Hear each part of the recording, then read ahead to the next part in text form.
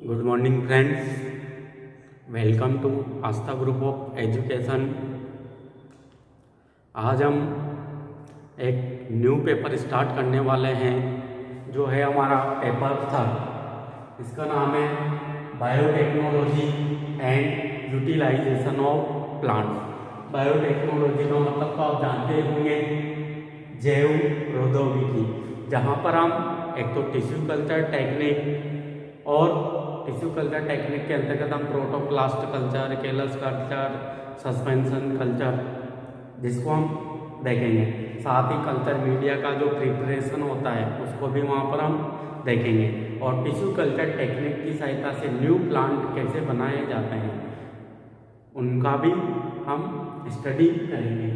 और साथ ही जो जेनेटिक इंजीनियरिंग है या जो जीन प्रौद्योगिकी है, जेनेटिक इंजीनियरिंग या जीन अभियांत्रिक, जहाँ पर हम एक इच्छित डीएनए सेगमेंट का स्थानांतरण किसी भी कोशिका के अंतर्गत या किसी भी जीव की कोशिका के अंतर्गत करते हैं, वह किस प्रकार किया जाता है, उसमें कौन कौन से एंजाइम, जैसे रेस्टिकेशन एंजाइम का नाम सुना होगा, विभिन्न क्लोनिंग वेक्टर्स का नाम सुना होगा आपने, उनको हम बायोटेक्नोलॉजी की हमारे 2 यूनिट है, एक तो यूनिट फर्स्ट और यूनिट सेकंड, उनके अंतर्गत हम देखेंगे। और साथ ही इसमें हमारा जो 3 यूनिट का जो पोर्शन है वह है यूटिलाइजेशन ऑफ प्लांट्स को लेकर। उसमें हम विभिन्न जो पादप हैं, जैसे मेडिसिनल इम्पोर्टेंस के पादप हैं, इमारती लकड़ी प्रदान करने वाले पादप हैं, रेशे प्रदान करने वाले पादप हैं, और रबर प्रदान या रबर जिन पादपों के द्वारा रबर प्राप्त किया जाता है, मतलब रबर यील्डिंग प्लांट्स, उनको हम देखेंगे। साथ ही खाद्य पदार्थ प्रदान करने वाले पादप है, जैसे गेहूँ है, चावल है, मतलब धान वाले जो पादप है उनको हम डिस्कस करेंगे। ऐसे ही तेलीय पादप या ऑयल यील्डिंग प्लांट्स जैसे मूंगफली है, सरसों है, इन पादपों को हम डिस्कस करेंगे, मतलब इनके इकोनॉमिक इम्पोर्टेंस को, इनका कल्टीवेशन किस प्रकार किया जाता है, इनसे हम यूजफुल प्लांट्स पार्ट्स या जो उपयोगी जो पादप भाग होते हैं उनको हम कैसे प्राप्त करते हैं, इन सभी को हम डिस्कस करेंगे। तो आज हम स्टार्ट करेंगे इस पेपर की यूनिट 5। और जो यूनिट 5 है इसमें हमारा जो फर्स्ट टॉपिक होगा वह होगा मेडिसिनल प्लांट्स को लेकर। साथ ही इस यूनिट में बेवरेज प्लांट्स या जो पेय पदार्थ वाले जो पादप हैं, जैसे चाय है, कॉफ़ी है, उनको भी हम डिस्कस करेंगे। तो फर्स्ट स्टार्ट करते हैं हम मेडिसिनल प्लांट्स या औषधीय पादप। अब औषधीय पादप के अंतर्गत हमारे 5 से 6 पादप इसके अंतर्गत हैं। एक तो है हमारा सर्पगंधा या राउल्पिया सर्पेंटाइना है, एक है अश्वगंधा विदानिया सोमनीफेरा है, एक है कुनेन जिसे हम सिनकोना बोला जाता है बॉटनिकल नेम, साथ ही एफ्रीडा है जिसे आपने बीएससी पार्ट 2 के अंतर्गत स्टडी किया था, साथ ही टेक्सस है जिसको भी हमने वहाँ पर जिम्नोस्पर्म के अंतर्गत पढ़ा था। तो ऐसे कुछ मेडिसिनल प्लांट्स को हम यहाँ पर डिस्कस करेंगे। तो फर्स्ट स्टार्ट करते हैं हम सर्पगंधा। अब जो ये सर्पगंधा है इसका जो बॉटनिकल नेम है या जो इसका साइंटिफिक नेम है वह क्या है, राउल्पिया सर्पेंटाइना। अगर इसके फैमिली या इसके कुल की बात करें, इसका जो कुल है वह है एपोसाइनेसी। कौन से कुल का है यह? एपोसाइनेसी कुल का है। और इसके यूजफुल प्लांट पार्ट या उपयोगी पादप भाग की बात करें, कौन सा भाग? उपयोगी पादप भाग, मतलब मेडिसिनल जो प्रॉपर्टीज होगी या मेडिसिनल जो प्रॉपर्टीज होगी वो कौन से पादप भाग में होगी, वही क्या कहलाएगा? इसका यूजफुल प्लांट पार्ट। मतलब इसकी जो रूट्स होती है उसमें ही क्या होंगे, किसी प्रकार के एल्केलॉइड्स होंगे क्योंकि मेडिसिनल प्रॉपर्टीज प्रदान करेंगे। और इसकी जो यूजफुल प्लांट पार्ट है वह क्या है? रूट्स एवं रूट्स के ऊपर जो बार्क पाई जाती है थोड़ा बहुत मात्रा में, वही क्या है? मेडिसिनल इम्पोर्टेंस की होती है। ये है इसका क्लासिफिकेशन। इसके बाद इसके डिस्ट्रीब्यूशन की हम बात करते हैं। किसकी बात करेंगे हम? डिस्ट्रीब्यूशन। या इसे हिंदी में बोला जाता है वितरण। इसका मतलब क्या हुआ, जो सर्पगंधा पादप है इसका ओरिजिन कहाँ पर हुआ है, ये कहाँ कहाँ पर पाया जाता है इंडिया के अंतर्गत, इंडिया के अंदर कहाँ कहाँ पर पाया जाता है ये, और इसका थोड़ा बहुत यूज क्या है। तो जो अगर इसके वितरण की या इसके ओरिजिन की हम बात करें तो जो सर्पगंधा है वह विभिन्न मेडिसिनल जो प्लांट्स हैं या विभिन्न जो औषधीय पादप हैं उनमें से इंडियन ओरिजिन का प्लांट्स है। मतलब जो सर्पगंधा है इसकी जो उत्पत्ति हुई है वह कहाँ पर हुई है, इंडिया के अंतर्गत या भारत में हुई है। तो सभी मेडिसिनल या विभिन्न मेडिसिनल प्लांट्स में से सर्पगंधा इंडियन ओरिजिन का प्लांट है, मतलब भारत में इसकी उत्पत्ति हुई है।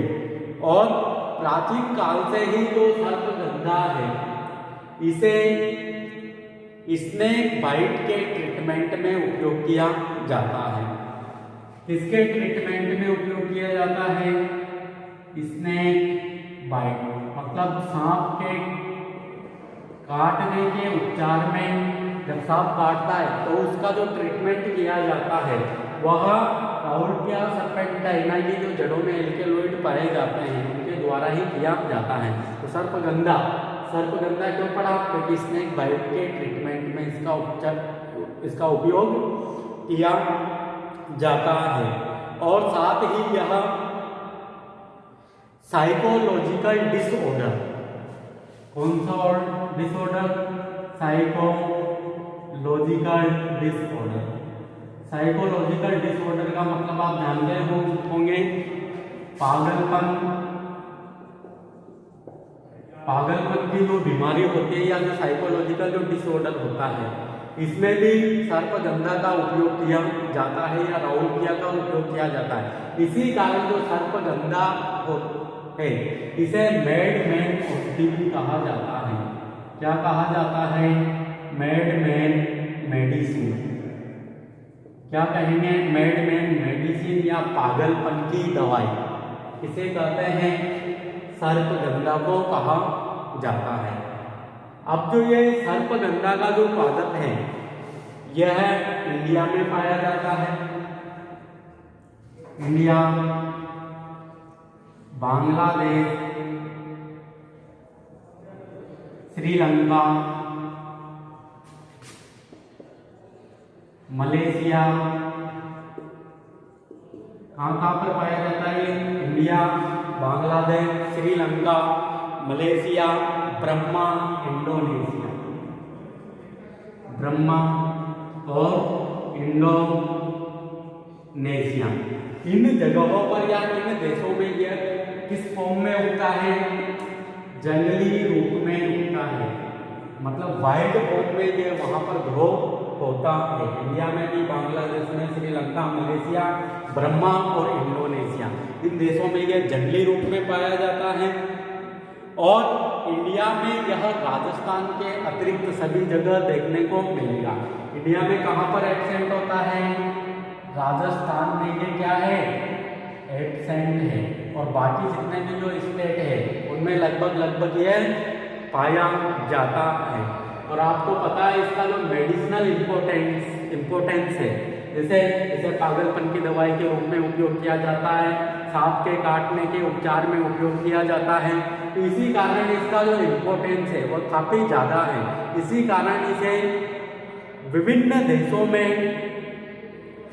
कमर्शियल पर्पज के रूप में उगाया जाता है या कमर्शियल लेवल, व्यापारिक उद्देश्य के रूप में उगाया जाता है, क्योंकि इसमें विभिन्न एल्केलॉइड्स पाए जाते हैं जो कि पागलपन और स्नेक बाइट के ट्रीटमेंट में यूज किए जाते हैं। ये देखा हमने इसका डिस्ट्रीब्यूशन और साथ में ही इसका ओरिजिन कहाँ पर है, इंडिया में है, इसी कारण इसे इंडियन ओरिजिन का प्लांट कहा जाता है। और कहाँ पर जंगली रूप में ये उगता है, इंडिया में, बांग्लादेश में, श्रीलंका में, मलेशिया में, ब्रह्मा और इंडोनेशिया में जंगली रूप में पाया जाता है। और इंडिया में राजस्थान के अतिरिक्त ये सभी स्टेट्स में या सभी राज्यों में देखने को मिलेगा, परंतु राजस्थान में यह एब्सेंट होता है। और हमने साथ में यह भी देखा कि सांप के काटने के उपचार में इसे यूज किया जाता है और साथ ही साइकोलॉजिकल डिसऑर्डर या पागलपन के इलाज में भी इसे यूज किया जाता है। इसी कारण इसे मैडमैन औषधि भी कहा जाता है। अब इसके बाद हम देखते हैं इसका कल्टीवेशन या इसकी खेती किस प्रकार की जाती है, क्योंकि हमने अभी अभी देखा है इसका जो मेडिसिनल इम्पोर्टेंस है वो काफ़ी ज़्यादा है। इसी कारण इसे कमर्शियल लेवल पर उगाया जाता है। इसका कल्टीवेशन या इसकी खेती किस प्रकार की जाती है, हमारा जो अगला पॉइंट होगा वह होगा कल्टीवेशन। अगर इसके कल्टीवेशन की हम बात करें, इसके जो कल्टीवेशन के लिए जो हमें मृदा चाहिए कि कौन सी मृदा में ये ग्रो होगा, तो मृदा की जो पीएच होगी वो कैसी होगी, या तो मृदा उदासीन प्रकृति की होगी, मतलब न्यूट्रल सोयल होगी, या हल्की अम्लीय मृदा की जरूरत होगी, हल्की अम्लीय मृदा। तो इस मृदा में ही यह ग्रो करेगा या उगाया जाएगा। तो मृदा किस प्रकार की चाहिए हमें, या तो न्यूट्रल या लाइट एसिडिक सोयल मृदा की जरूरत पड़ती है। और साथ ही जो मृदा होगी वह कैसी होनी चाहिए, हल्की दोमट मृदा होनी चाहिए, हल्की दोमट और उत्तम जल निकासी वाली, उत्तम जल निकासी वाली, हल्की दोमट और उत्तम जल निकासी वाली जो मृदा होती है उसमें ये काफ़ी अच्छी तरीके से ग्रोथ करता है या ग्रो होता है।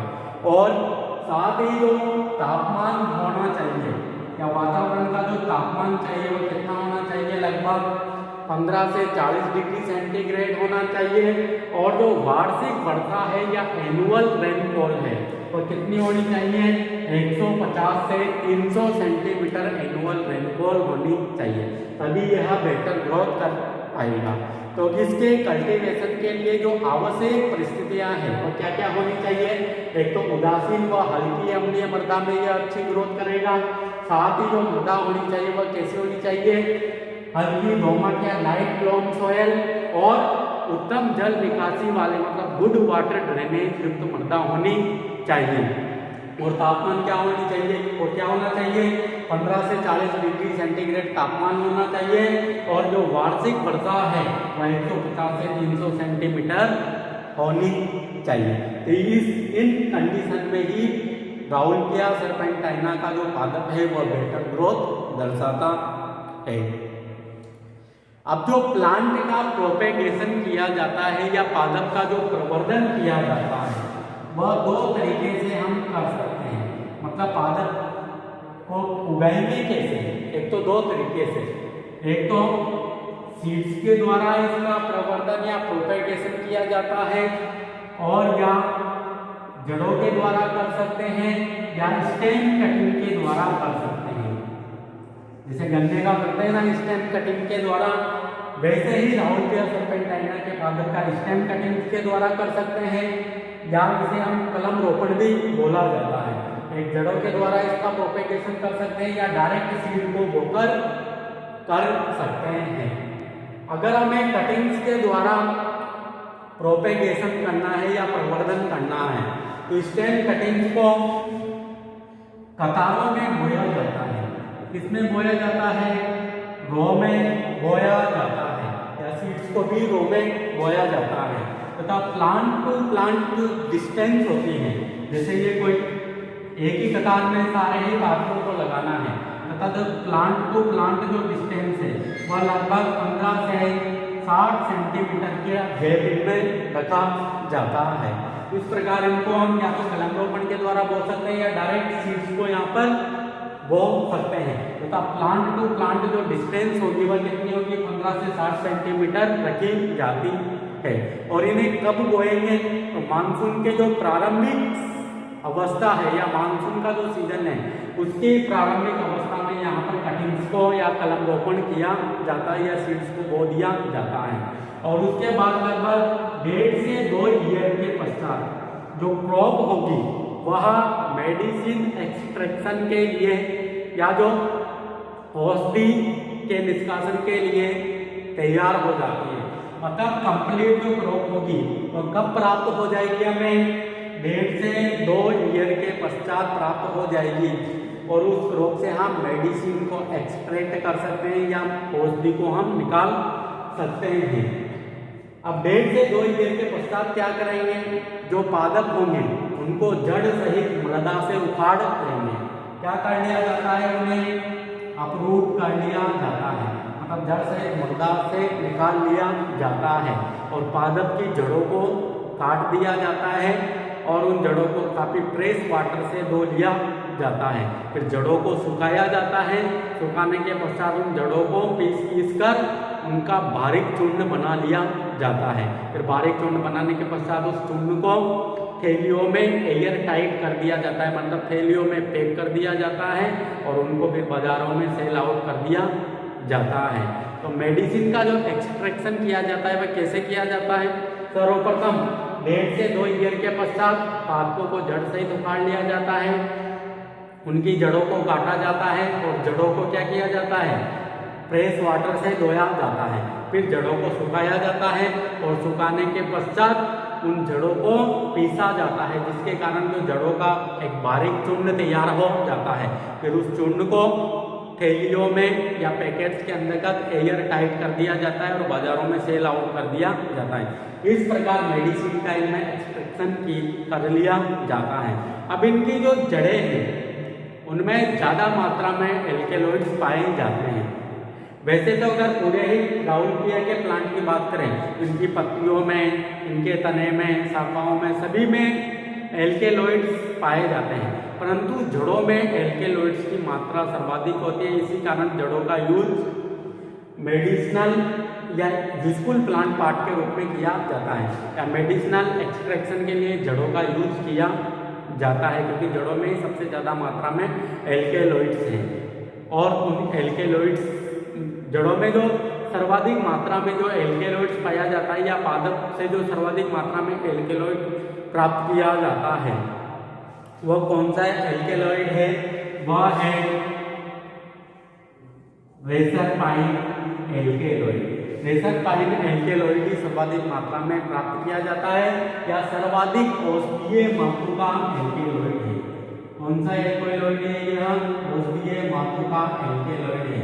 हालांकि राउलपिया सर्पेंटाइना के पादप से 80 विभिन्न प्रकार के एल्केलॉइड डिस्कवर किए जा चुके हैं, उनमें से जो रेसरपाइन है वही सबसे औषधीय महत्व का एल्केलॉइड माना जाता है।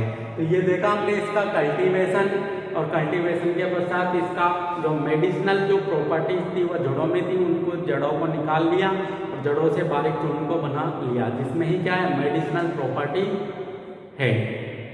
और इसमें जो महत्वपूर्ण एल्केलॉइड था वो कौन सा था, रेसरपाइन, जो कि काफी औषधीय महत्व का एल्केलॉइड है। अब इसके बाद हम देखते हैं कि जो राउलपिया का जो पादप है उसमें पाए जाने वाले जो एल्केलॉइड्स हैं उनके क्या क्या यूजेज है या राउलपिया का जो मेडिसिनल इम्पोर्टेंस में क्या क्या उपयोग है उनको हम डिस्कस करते हैं।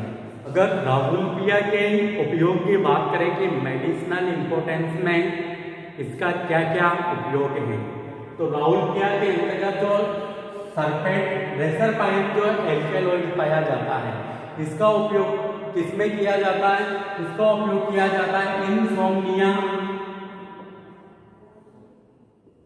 या अनिद्रा। अनिद्रा में मतलब जिसको नींद नहीं आती, तो उसके लिए कौन सा एल्केलॉइड उपयोग है, राउलपिया का रेसरपाइन एल्केलॉइड उपयोगी किया जाता है उसके उपचार में। और साथ ही एपिलेप्सी या मिर्गी के उपचार में, जैसे मिर्गी के दौरे पड़ते हैं तो उसका भी ट्रीटमेंट किसके द्वारा किया जाता है, रेसरपाइन एल्केलॉइड के द्वारा किया जाता है। और साथ ही स्ट्रेस या तनाव को दूर करने में भी किसका उपयोग किया जाता है, रेसरपाइन का उपयोग किया जाता है। तो रेसरपाइन का उपयोग अनिद्रा, मिर्गी और तनाव के उपचार में उपयोग किया जाता है। इसी प्रकार राउलपिया के अंदर जो सेकंड टाइप का जो एल्केलॉइड पाया जाता है उसका नाम है सर्पेंटाइन।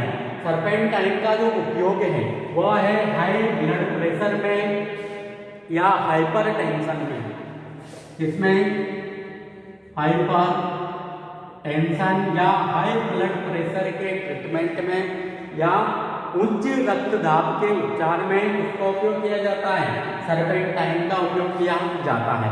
इसी प्रकार अगर हम राउल्टिया के और अन्य उपयोगों की बात करें तो जो यूटेराइन कॉन्ट्रैक्शन होता है या बर्थ के समय जब शिशु का जो जन्म होता है उस दौरान जो गर्भाशय का जो संकुचन, गर्भाशय में जो संकुचन करवाया जाता है वो किसके द्वारा करवाया जाता है? राउल्टिया के द्वारा करवाया जाता है। राउल्टिया में जो एल्केलॉइड पाए जाते हैं उनके ही इंजेक्शन लगाए जाते हैं। इसी कारण जो गर्भाशय जो संकुचन है वह हो पाता है और उसके द्वारा ही क्या होता है? शिशु का जन्म या शिशु बाहर निकलता है, यूटेराइन कॉन्ट्रैक्शन में किया जाता है। और इसके अलावा राउल्टिया की जो पत्तियां हैं उनसे एक विशेष प्रकार का एक्सट्रैक्ट निकलता है जिसमें भी एल्केलॉइड पाए जाते हैं और उन एल्केलॉइड या लीज एक्सट्रैक्ट का जो यूज किया जाता है वह कॉर्निया की अपारदर्शिता के उपचार में किया जाता है। मतलब आंखों के ट्रीटमेंट में भी किसका उपयोग किया जाता है? राउल्टिया की पत्तियों के एक्सट्रैक्ट का उपयोग किया जाता है। कॉर्निया की अपारदर्शिता के उपयोग में, अपारदर्शिता के उपचार के उपयोग में किया जाता है। इसके बाद राउल्टिया का जो अन्य उपयोग हमने देखा, इसमें एक बाइट या सांप के काटने के उपचार में या स्कॉर्पियन बिच्छू के काटने के उपचार में भी इसका उपयोग किया जाता है। Snake and spore bite treatment में भी राउल्टिया का उपयोग किया जाता है। तो ये हमने राउल्टिया प्लांट को देख लिया है, जहाँ पर हमने इसका क्लासिफिकेशन, इसका यूजफुल प्लांट पार्ट, इसका डिस्ट्रीब्यूशन, ओरिजिन, कल्टीवेशन और इसके उपयोग क्या क्या है। और यही आपसे पूछा जाता है पेपर में कि इसका क्वेश्चन कैसे पूछा जाता है। इसमें पूछा जाता है कि 5 मेडिसिनल इम्पोर्टेंस जो पादप हैं उनके बॉटनिकल नेम लिखिए और उनके यूजफुल प्लांट्स पार्ट लिखिए या उनके उपयोगों का तुलनात्मक अध्ययन कीजिए। ऐसे क्वेश्चन यहाँ से पूछे जाते हैं। इसके बाद हम सेकंड प्लांट की बात करते हैं जिसका नाम है अश्वगंधा या विदानिया सोमनीफेरा। जो सेकंड प्लांट है वो क्या है? अश्वगंधा।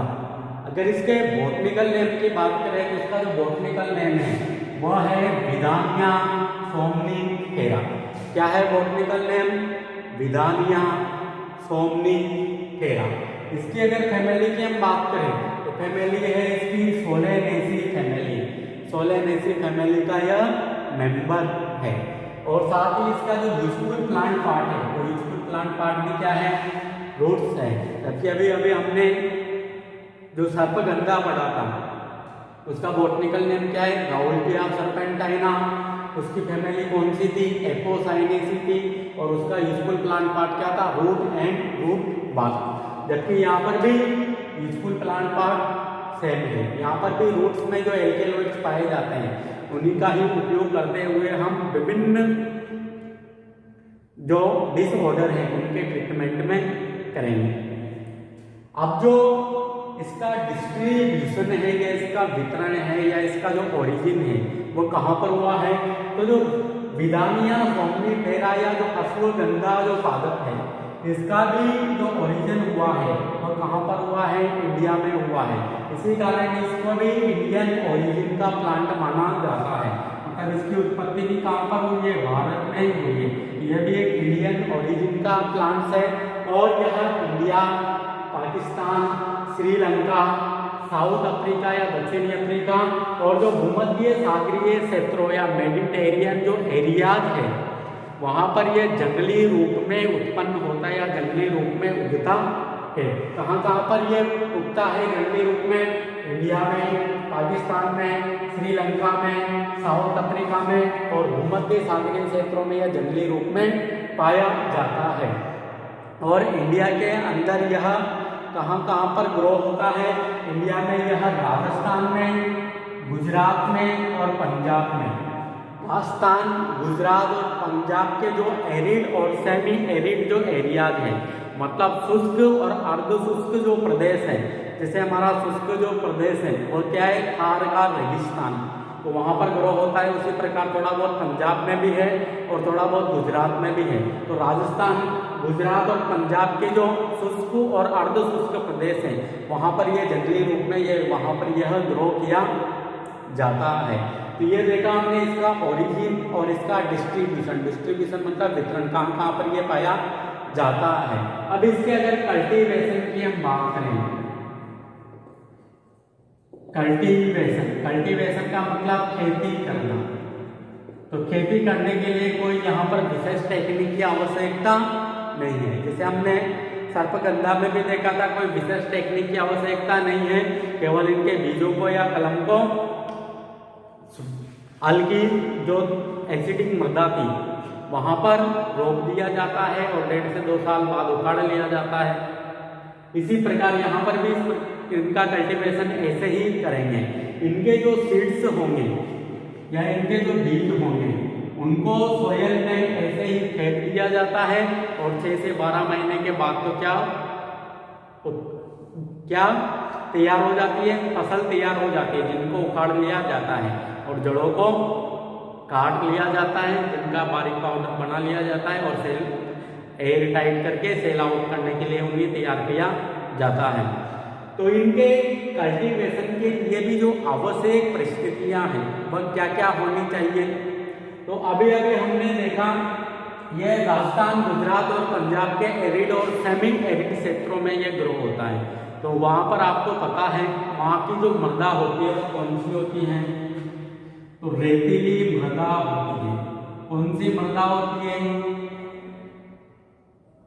रेतीली मृदा होती है, या तो सैंडी या लाइट लॉम सोयल। कौन सी, एक तो सैंडी या रेतीली मृदा या हल्की दोमट मृदा में यह ग्रो होता है और ज़्यादा से ज़्यादा इसे वाटर भी नहीं चाहिए, मतलब एनुअल जो रेनफॉल है इसे लगभग 10 से 50 सेंटीमीटर या इतना ही रेनफॉल चाहिए, क्योंकि रेगिस्तान में इतनी सी की बरसात होती है। लगभग 40 सेंटीमीटर, 10 से 40 सेंटीमीटर तक इसे एनुअल रेनफॉल चाहिए। और मृदा कैसी चाहिए, सैंडी या लाइट लॉम सोइल, हल्की दोमट मृदा या रेतीली मृदा में आसानी से ग्रो हो जाता है। और इसका जो कल्टीवेशन का जो तरीका बताया वो कैसा है, इसके जो बीज होते हैं या सीड्स को सोयल में ऐसे ही डाल दिया जाता है और 6 से मानसून के प्रारंभिक सीजन में डालेंगे और फिर 6 से लगभग 12 महीने में इसकी जो क्रॉप होती है वह मेडिसिन एक्सट्रैक्शन के लिए तैयार हो जाती है। मतलब इसकी फसल को जड़ से ही उखाड़ लेंगे 6 से 12 महीने के बाद और फिर इनकी सोयल, इनकी जड़ों को काट लिया जाता है और जड़ों को काटने के पश्चात जो इनकी जो जड़ें होती हैं वो कैसी होती है, रफ और फ्रेगाइल नेचर की होती है, मतलब काफी खुरदरी और भंगुर प्रकृति की होती हैं, जिनको धो लिया जाता है, सुखाकर इनका पाउडर बना लिया जाता है और उस पाउडर में विभिन्न एल्केलॉइड्स पाए जाते हैं, जिनका ही उपयोग विभिन्न उपचारों के ट्रीटमेंट, विभिन्न जो रोग हैं उनके उपचारों में किया जाता है। इस प्रकार इनका कल्टीवेशन किया जाता है। अब जो इनकी फ्रेश रूट होती है, या हमने अभी जो जड़ें निकाली थी, जड़ों को काट कर अलग किया था तथा उन्हें फ्रेश वाटर से धोआ था, तो जो इनकी फ्रेश रूट होती है उनसे हॉर्स लाइक स्मेल आती है। कौन सी स्मेल आती है, हॉर्स लाइक स्मेल, मतलब घोड़े के समान गंध आती है। इसी कारण इसका जो नाम पड़ा है वो क्या पड़ा है, अश्वगंधा पड़ा है। इसकी वजह से, क्योंकि इनकी जो फ्रेश या जो ताज़ा जड़ें होती हैं उनसे हॉर्स लाइक स्मेल आती है और इनकी जड़ों में जो विभिन्न एल्केलॉइड्स पाए जाते हैं या इनकी जो औषधीय प्रवृत्ति किस वजह से है, इनकी जड़ों में पाए जाने वाले जो विभिन्न एल्केलॉइड्स हैं, जैसे सोमनीफेरिन,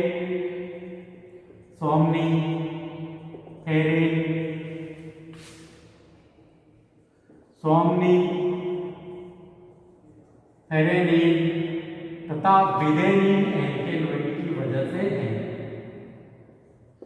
विदेनिन एल्केलॉइड, इनकी जड़ों में कौन कौन से एल्केलॉइड पाए जाते हैं, एक तो सोमनीफेरिन और विदेनिन। तो ये एल्केलॉइड इनमें पाए जाते हैं, इसी कारण इनकी मेडिसिनल प्रॉपर्टीज होती है या इनकी जड़ों में मेडिसिनल प्रॉपर्टीज पाई जाती है। अब इनके उपयोग की अगर हम बात करें कि विदानिया, सोमनीफेरा या जो गाउटिया विदानिया सोमनीफेरा या जो अश्वगंधा है, इसके क्या क्या उपयोग हैं। तो अगर उन उपयोगों की बात करें तो इनकी जो जड़ें होती हैं इनको पीसकर क्या बनाया जाता है, पाउडर बनाया जाता है, और उसी पाउडर का उपयोग विभिन्न उपचारों के ट्रीटमेंट में किया जाता है। जैसे जो डर्मल डिसीज है, कौन सी डिसीज, डर्मल डिसीज या जो त्वचीय रोग है, उनके ट्रीटमेंट में विदानिया सोमनीफेरा के जड़ों के चूर्ण का उपयोग किया जाता है। उसी प्रकार अगर हम देखें तो जो ये चूर्ण है ये काफी बलवर्धक कंपाउंड होता है। कैसा कंपाउंड है, बलवर्धक या स्ट्रेंथनिंग कंपाउंड है।